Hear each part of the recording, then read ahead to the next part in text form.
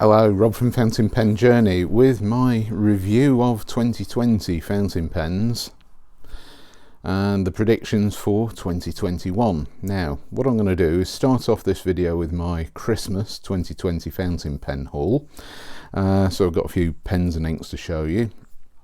I'm going to talk about my fountain pen journey in 2020 and what I imagine my fountain pen journey in 2021 is likely to include as far as pens, maybe a few inks go.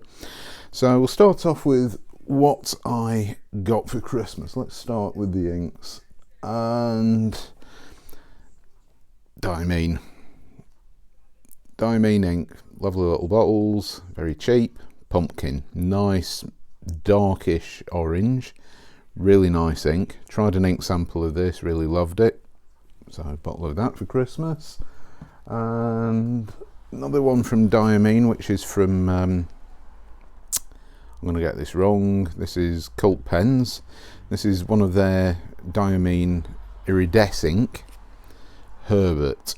Now this ink is a dark blue with a red sheen, so there's quite a few of these inks around these days, ever since Fire and Ice was popular. There seems to be quite a few of these. Herbert is named after one of the Cult Pen's dogs, and yeah, so I'm looking forward to trying that. That should be a nice ink to try in a wet pen. A couple of Diamine inks from their ink vent calendar from 2019, which they released as individual ink colours. This one is Roasted Chestnut, which is a nice rich dark brown colour, and these bottles for the Diamine ink vent inks are absolutely gorgeous. I love these little ink bottles. They're so cute. Glass bottles, got 4 feet on the bottom, really nicely shaped, very attractive ink bottles. So they're almost to the point where you want to display them as much as use the inks inside. So that's one of those. We also got a Diamine ink vent Season's Greetings, which is a teal. I do love teal inks, and add that one to my collection, so that'll be nice. The same subject as teal inks, Urban Vert Atlantide. My French is absolutely shocking, but this is one of the shimmer inks. This is the 1670 series, so it's a green teal ink with, I believe, silver and gold shimmer in. So that's going to be an interesting one to try out. Really like the look of that, and that actually came in at quite an affordable price wherever I got that one from. Cult Pens most likely. So they're the inks. I'm going to talk about the pens. There we go. Excuse me, getting close to the camera. Platinum PGB-3000A, nice metallic orange. Now this looks coppery orange. It's quite a dark orange. Really nice metallic coloured pen. Nice steel nibs to write with. I haven't tried any of these pens yet, so looking forward to that. As you can see, there is a blob of ink in the feed, so I have installed the black ink cartridge that came with it, so it's going to be a nice pen to write with. Medium nib on that pen. And I shall show you, I got another Platinum PGB-3000A. This is the Barley Citrus colour. I shall just take out of the wrapping so you can see the colour. So it's excuse me. Once again, it's quite a dark colour. It's not a vibrant colour. Nice metallic metal pen. Nice lightweight metal pen. Sort of acid yellow, dark acid yellow colour. So that's another one of those. Try and get these all sorted in some sort of order. Another Platinum fountain pen in a box. You know you're getting something a bit more special when it starts coming in a box with all the instructions and warranty. Ink cartridge in there, and this is, name completely escapes me. Oh, and it's absolutely snowing outside. Wow. Really is snowing here now. It was forecast. It's quite nice to see the snow. Got the filling instructions and things in there. This is the, what's this? This is, name completely escapes me. Clear colourless demonstrator, Platinum. I'll put the in the description down below. I'll put the name of this pen in there so that you can find that out, because I've completely forgotten. But I fancied a clear colourless demonstrator Platinum, and that has got a medium nib as well. And drop the cartridge. This is all going horribly wrong. So stick all these bits together, back in the box. The next pen, excuse me, is one that I've been lusting after for quite a while. Now, 2020, I did my first foray into Faber Castell with the Faber Castell Hexo, which I know some people, you know, if you've seen my review of that, I was not impressed. The Faber Castell Hexo was a shockingly bad writer. Now, just out of interest, I did have a couple of comments saying, "Oh, Faber Castell pens are great. How dare you diss Faber Castell?" Well, I'm not saying Faber Castell pens are rubbish. Just saying that the version of the Hexo, the model that I got, was. And this is a funny thing, because when you watch fountain pen reviews on YouTube, in general, most fountain pen reviewers, myself included, only have one pen to review. And you might review that pen, you might get a really good one that writes perfectly, you might get one that is terrible. So unless you've got several pens to try, and such as another horrible fountain pen that I had two of, was the Diplomat Magnum, and both of those pens were absolute rubbish. I mean, when you get one pen, okay, maybe just that one pen, but when you get two and they're both rubbish, you're pretty much guaranteed that, yeah, it's not a good pen. I'm not saying that the Diplomat name's gone now, getting old. The Diplomat, what did I say? I just told you the name of it a minute ago.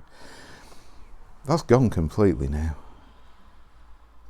Oh well. Anyway, the Diplomat Magnum that I reviewed, terrible writer, terrible pen, but some people do love them. But this is the nature of the beast. Sometimes with fountain pens you do get ones which don't write perfectly, but this Faber Castell I suspect will write really well. Comes in this box, slide this out. The more layers you get to a fountain pen box, seems to bump up the price, which is one of those things. So we've got the instructions in there, and we have got a Faber Castell Parquet version. So this has got the parquet sort of markings on the barrel there. Just about to see those. There we go, in focus. And it's a nice pen, really, really nice looking pen. Let's just pop that down. Unscrew the cap. Decent girthy pen, metal section. I will review this pen in due course, let you know what I feel about it. So not a hugely long pen, but very, very nice looking pen. Good weight to it. It does post. You do get a decent length when it's posted, and I love these this cap, really nice shape. Spring clip as well. Always like those. I think that's a good design feature. So there is the Faber Castell, oops, bashing the tripod, Emotion. Looking forward to using that. Not sure which ink's going to go in there, but it's probably going to be one of the Christmas inks. So that's my almost roundup. I did treat myself to this for Christmas 2020. Pilot Vanishing Point, black and white. Now I do have a Stealth Black Vanishing Point, and I like these pens an awful lot. There will be a review of the Pilot Vanishing Point coming up soon, and I was umming and ahhing about spending the money with Pure Pens, who did have a very good deal. I think it was 12% off Vanishing Points here in the UK, but it was too much money for my taste, even with the discount. So when I saw this pen being sold by a private seller here in the UK, it was a really, really good price. Really, really happy with what I paid for this. So there we go. Black nib, black anodized nib to match the pen. Excellent fountain pens. I really love these. Really nice, all metal, solid pens. Very well made. So there we go, Pilot Vanishing Point. So let's talk about my 2021 fountain pen predictions. Now, 2020 turned out to be the weirdest year for many of us on record, and it started off in China with the Pen BBS limited edition Year of the Rat fountain pen, which I bought, and quite honestly it really, excuse me a minute, it's apparently snowing really heavily now. Yep, it definitely is. It's starting to settle. It's quite exciting being at home in the warm. So the Year of the Rat Pen BBS fountain pen was something that I had to have to commemorate this year of all years, but it was rather expensive, and quite honestly, and I know that a lot of the economies across the world are suffering, and a lot of people are suffering financially, emotionally and physically due to the events of 2020, which is kind of making me double take on pen purchases. I'm not saying I'm not going to buy any more fountain pens, no, but I certainly will be more aware of what I actually want to spend my money on, and Pen BBS is kind of turning into a bit of a love-hate relationship for me, mainly because I actually don't like quite a lot of their new designs. Vacuum filling systems and things like that, they're all right, but at the end of the day you're paying an awful lot more money for their pens these days, and it's starting to get into the territory where I can't justify it personally. I mean, I have got a selection here of Pen BBS pens. I mean, we've got the 308, which I absolutely love, and I've got quite a lot of these. I think they're really, really great pens. Almost, I'd go as far to say, as almost the perfect design for a fountain pen. Really love the Pen BBS 308. Lots and lots of these. Really nice pens, affordable, nice things to write with, good comfortable pens to hold. And I really wish that Pen BBS would go back to making the Pen BBS 308. I mean, there's other ones in my Pen BBS collection. I mean, I've got, here we go, Amber is a Cat, lovely material that this acrylic started to sneak into other fountain pen manufacturers. So it started off with Pen BBS, and then Moonman seemed to get hold of the same acrylic. Really, really nice. But Pen BBS, quite honestly, with their ever more, oh, excuse my dog bark in a minute, with their ever more complex and ingenious filling systems, actually it's starting to get a bit tedious, because a lot of the Pen BBS pens, excuse me, I'll just let my wife pass, there we go. a lot of their pens are now rather expensive for a Chinese fountain pen. When you consider what you used to pay for a Chinese fountain pen, when I first started fountain pen journey in 2017, you could pick up a Chinese fountain pen for not a lot of money. Now Pen BBS is starting to charge what I would consider to be prices which are too high. And I know that they've got manufacturing costs and everything else, but you could get the Pen BBS-3008 for a few pounds and it's a brilliant pen, whereas their more expensive pens are now in the realms of 35, 55 even pounds, which is just too much for a Chinese fountain pen, which doesn't actually write that well. Pen BBS nibs are good, but they're always fine and they're always dry, and you can occasionally find a model which comes with a different nib, and I know you can always swap the nibs out, but that's an additional cost. So if you've spent maybe 35, call it £40 on a Pen BBS fountain pen, to then have to spend another maybe £10 on a half decent nib just to keep that pen in a reasonable sort of writing condition situation, you're looking at quite a lot of money. And when you can buy things like the Platinum PGB-3000A for £10, like seriously, I mean, these are brilliant pens. And when you look at the Pen BBS nibs, the Pen BBS pens, they're too much. I think 2021 we're going to see even more Pen BBS designs, and it's unfortunate that a lot of Pen BBS designs seem to be available in very limited production runs in different acrylics. I mean, before we used to see standard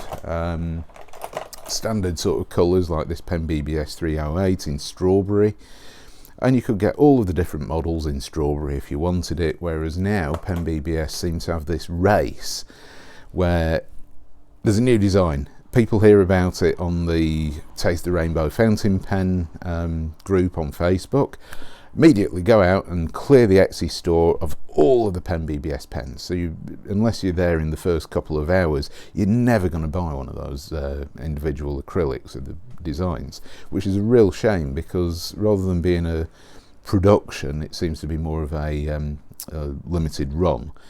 And you know, all I have to do is say, for example, I mean, it's like this Nyangao finish, really nice, sold out of everything. I know Chris Rapp did a recent comparison of the various Amber as a Cat and Nyangao finishes, and checked on the Etsy Pen BBS official store, and within 24 hours any of the Nyangao finishes had, in whatever model, they'd all sold out.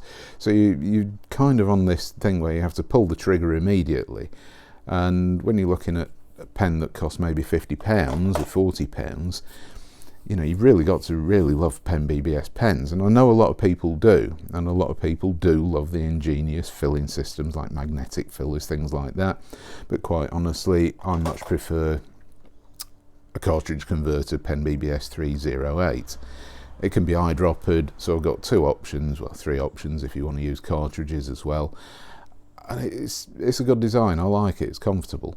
So Pen BBS is kind of, it will fall off my radar this year, because I'm just not willing to spend that sort of money on racing to get a design which has a filling system that I don't particularly like.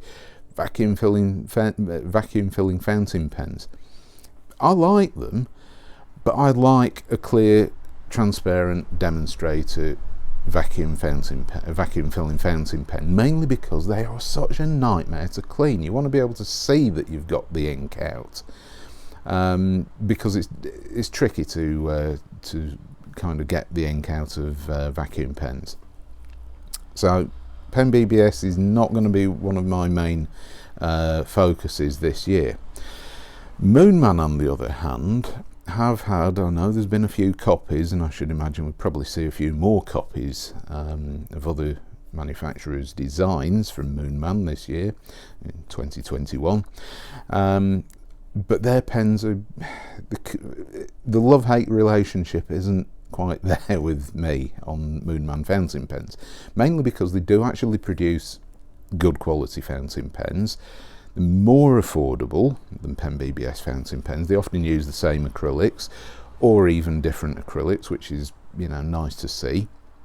And the nibs, whilst I'd say equivalent to Pen BBS nibs, you know, I'm not going to argue with the fact that you can often get Moonman fountain pens with different nib sizes, which is something that you tend to struggle with Pen BBS. So Moonman is going to be, I suspect, quite popular in 2021. Jinhao, good old Jinhao, you know, they really did excel themselves with the Jinhao 100 Centennial, which is a Parker Duofold knockoff, different design but similar all the rest, and they produced some different versions of that with different acrylic materials, not all of which were to my taste, but some of them, yeah, really nice pens, and they write well, decent nibs, a lot better than the Moonman M600S's. I am hoping we see more of those in 2021 in different acrylics, because I do like the actual design of the pen, and they do come occasionally with Fude nibs or even Jinhao nibs, which write better than the Moonman nibs themselves. So something that I think we might see from the Chinese pen manufacturers. There may even be the odd unusual one that comes out without any particular branding. There's been a few of those in 2020, none of which have really piqued my interest, but something that I'm thinking of exploring a bit more in 2021.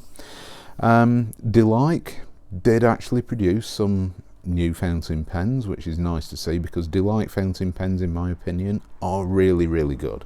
They're very cheap usually, and very good quality. So Delight fountain pens, hope to see more of those in 2021. As in 2020, amazingly, given the, you know, situation we all found ourselves in, it was nice to see that the Lamy Safari and the Lamy All-Star came out in new special edition colours for 2020. The same as the Kaweco Sport. Now Kaweco, they seem to have deviated slightly away from the standard Kaweco Sport 2020 or yearly special edition colours, which for me was a bit of a strange thing to do, because a lot of the colours that they produced this year were regional exclusives. Now by that I'm talking about things like the Gale and Leather Cognac edition of the Kaweco Sport, which I really loved, and I was very happy with my purchase, but the shipping costs actually cost the same as the pen, if not more, which kind of irked me a little bit, but it was expected. I wanted that version. There's been things like the Evergreen version, stuff like that, and I know that there's the Kaweco All Sport Hello Kitty version, which is pink, looks great, would add it to my collection if it wasn't for the fact that it was about £89 or something like that from, might be Fonto Plumo, don't quote me on that, but it's a single retailer. So once again, regional variations, regional special editions. I'm not going to spend my money on import duties, and this is an unfortunate thing which I'm seeing more and more in 2020, and I suspect will carry on in 2021, is this. The UK is not a massive consumer of fountain pens. We don't get our own special edition UK only releases here, which is a real shame, because you lucky North Americans, you get lots, and you get some really nice ones, things like the Diplomat Aero being one of my most coveted fountain pens, which comes out in all sorts of special editions, often even Goulet exclusives, which is a shame, because I just can't afford the shipping fees and things like that. It's just too much money on the top of the price of the pen. So North America, you're undoubtedly going to get to see more of those in 2021, which is, you know, good for you. I hope you enjoy those pens. And anything else that I can think of now? Just thinking about the Kaweco Sport. It would be nice if they continued to keep a pace with Lamy on producing a 1 or 2, maybe 3, like the pastel editions, like they did a couple of years ago, and see those in the mainstream pen retails across the world, rather than single region only. It's a bit like the Kaweco Sport Orangina, Spain only release. It would have sold way more pens if it hadn't just been Spain only. And it's a shame, because I mean they're really good pens, very collectible, and they would be, you know, good sellers, but unfortunately they've decided to go down this rather limited release, which is